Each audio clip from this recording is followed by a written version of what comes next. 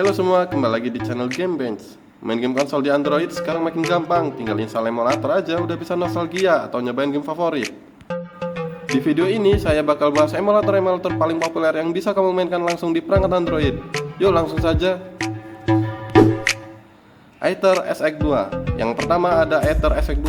Emulator ini udah jadi andalan buat main game PS2 di Android. Dibandingkan emulator lainnya, Aether SX2 punya performa stabil dan setting grafis yang bisa disesuaikan dengan spek HP. Kamu bisa atur resolusi, frame skip, sampai speed hack biar makin lancar.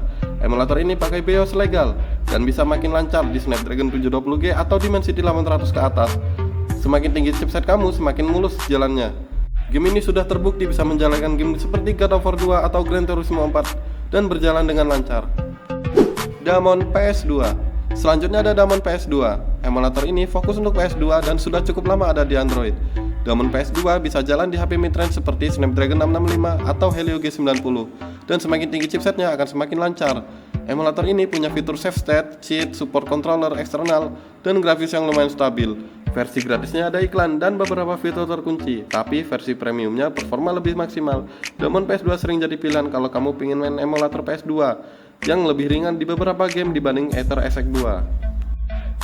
Yuzu Android. Berikutnya ada Yuzu Android. Emulator ini sebenarnya buat Nintendo Switch, tapi saya masukin karena Yuzu lagi naik daun dan jadi emulator populer di Android. Yuzu bisa jalan game Switch yang grafisnya mirip era PS2 atau bahkan lebih keren, kayak Zelda, Xenoblade, atau Mario Odyssey. Fitur seperti save state, kontrol eksternal, dan kompatibilitas game yang makin luas di Yuzu. Jadi emulator ini wajib untuk dicoba. PPSSPP. Selanjutnya ada PPSSPP. Meski ini emulator PSP, banyak game PS2 yang sudah ada versi PSP-nya, seperti Tekken, Final Fantasy, atau Need for Speed. Emulator ini super ringan, bahkan HP dengan Helio G35 atau Snapdragon 660 bisa bermain dengan lancar.